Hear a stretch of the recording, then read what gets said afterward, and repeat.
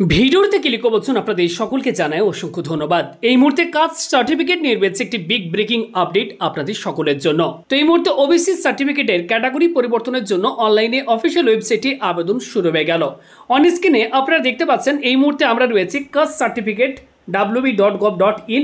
এটি হচ্ছে কাস্ট সার্টিফিকেটের জন্য এই অফিসিয়াল ওয়েবসাইটটি থেকে আমাদেরকে অনলাইনে আবেদন করতে হয়।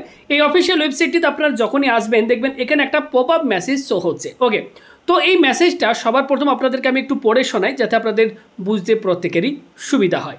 দেখুন এখানে বলা হচ্ছে notice regarding new system of applying for OBC certificate. বলা হচ্ছে all applicants from the classes in attached list have to apply for OBC under OBC menu. এক্ষেত্রে বলা হচ্ছে all applicants from the classes in attached list. এখানে দেখুন একটা blue কালারের list এখানে রয়েছে। এখানে যদি আপনারা ক্লিক করলে সঙ্গে সঙ্গে এক্ষেত্রে দেখবেন গভর্নমেন্ট একটি ওবিসি সম্প্রদায় যে নতুন তালিকা প্রকাশ করেছিল 3/6/2025 তারিখে, সেই লিস্টটি আমাদের কাছে ওপেন হবে।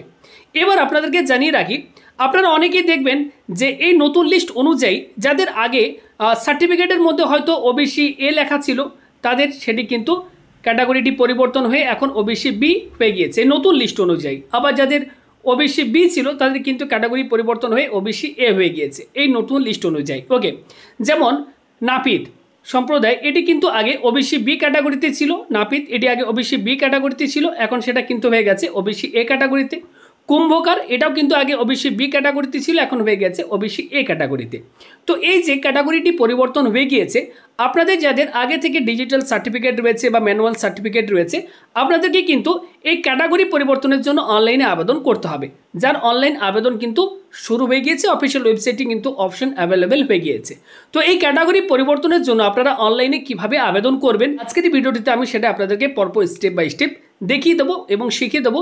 তা আপনারা ভিডিওটি একটু না কেটে সম্পূর্ণ দেখার চেষ্টা করবেন। আর আপনারা এই মুহূর্তে আমাদের রাজ্যে কোথা থেকে ভিডিওটি দেখছেন কমেন্ট করে জানাবেন। আর আপনার যদি ক্যাটাগরি পরিবর্তন হয়ে থাকে সেটাও আপনারা আমাদেরকে কমেন্ট করে জানাতে পারেন। মোবাইল থেকে যেহেতু করাচ্ছি তাই রাইট সাইডের এখানে কিন্তু অপশনগুলি শো হচ্ছে। আগে দেখুন আমরা যখন অনলাইনে আবেদন করতাম নতুন কাস্ট সার্টিফিকেটের জন্য তখন আমরা কিন্তু এই অপশনটিতে এই অপশনটিতে আমরা ক্লিক করে এখান থেকে আবেদন করতাম।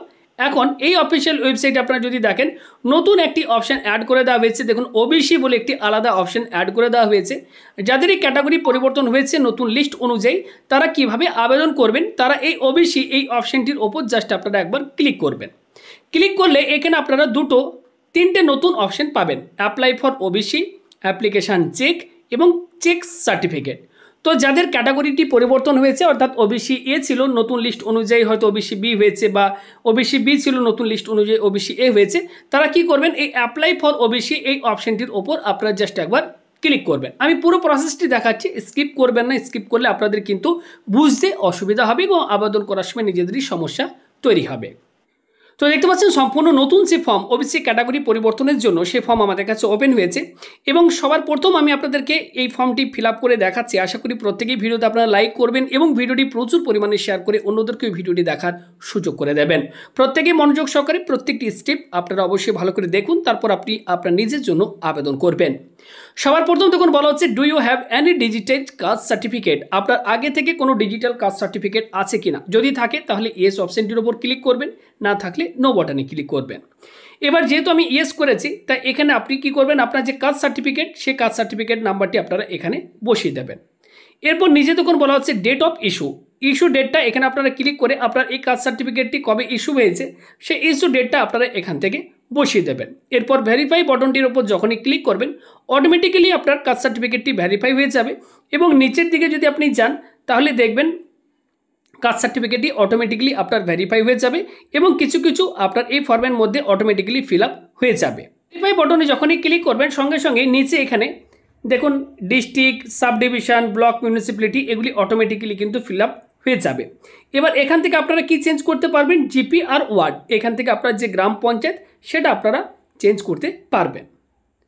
এবার নিচের দিকে যদি যান এখানে দেখবেন নতুন ওবিসি লিস্ট অনুযায়ী আপনার যদি ওবিসি এ ছিল তাহলে ওবিসি বি যদি আপনার পরিবর্তন হয়েছে তাহলে এখানে দেখবেন অটোমেটিক্যালি ওবিসি বি লেখা থাকবে এবং আপনার যে কাস্ট সেটাও দেখবেন এখানে কিন্তু লেখা থাকবে। নিচের দিকে যে গেলে নিচের দিকে এখানে আপনার নাম চলে আসবে, ফাদার্স নেম, ওকে, এগুলি আপনার অটোমেটিক্যালি ফিল আপ হয়ে যাবে ভেরিফাই বাটনে ক্লিক করলে। মোবাইল নাম্বার চেঞ্জ করতে চাইলে মোবাইল নাম্বারটি এখানে আপনারা বসিয়ে দেবেন। ইমেল আইডি চেঞ্জ করতে চাইলে ইমেল আইডি বসিয়ে দেবেন। নিচের দিকে দেখুন এখানে বলা হচ্ছে ডকুমেন্টস রিকোয়ার্ড অ্যাটলিস্ট ওয়ান, যে কোনো একটি ডকুমেন্ট আপনাদেরকে ডিটেলস ফিল করতে হবে। কী কী বলা হচ্ছে? এপিক নাম্বার অথবা আধার নাম্বার। আপনি চাইলে আপনার আধার কার্ডের ডিটেলসটি এখানে ফিল করে দেবেন। এরপর সিলেক্ট ক্যাটাগরি বলা হচ্ছে, এখানে ক্লিক করে আপনার কোন ক্যাটাগরি রেশন কার্ড রয়েছে সেটা আপনারা দেবেন। রেশন কার্ডের নাম্বারটি এই বক্সে আপনারা ফিল করবেন। নিচের দিকে এখানে বলা হচ্ছে ডেট অফ বার্থ, এখানে ক্যালেন্ডারে ক্লিক করে আপনার যে ডেট অফ বার্থ সেটি আপনারা এখান থেকে প্রত্যেকে আপনারা সিলেক্ট করে নেবেন। ওয়েস্ট বেঙ্গল এটি অটোমেটিক্যালি এখানে সিলেক্ট থাকবে। এরপর দেখুন বলা হচ্ছে ডিস্ট্রিক্ট, এখানে আপনি কী করবেন? ক্লিক করে আপনার যে ডিস্ট্রিক্ট সেটি সিলেক্ট করবেন। পুলিশ স্টেশন আপনার যেটি রয়েছে সেটা সিলেক্ট করে নেবেন এবং গ্রামের নামটি আপনারা এখানে এই যে ভিলেজ লেখা রয়েছে এখানে ফিল করবেন। এরপর দেখুন বলা হচ্ছে এক্ষেত্রে রিলিজিয়ান, আপনার এক্ষেত্রে রিলিজিয়ান এই লিস্ট থেকে আপনাদের যে রিলিজিয়ান যেটা হবে সেটা আপনারা এখান থেকে সিলেক্ট করবেন। জেন্ডার মেল ফিমেল যেটা হবে সেটা আপনারা সিলেক্ট করে নেবেন। এরপর দেখুন এখানে বলা হচ্ছে ইনকাম সার্টিফিকেট, আপনারা অবশ্যই একটা ইনকাম সার্টিফিকেট পঞ্চায়েত থেকে বের করে নেবেন। ওকে, মিউনিসিপ্যালিটি হলে মিউনিসিপ্যালিটি থেকে একটা ইনকাম সার্টিফিকেট বের করে নেবেন।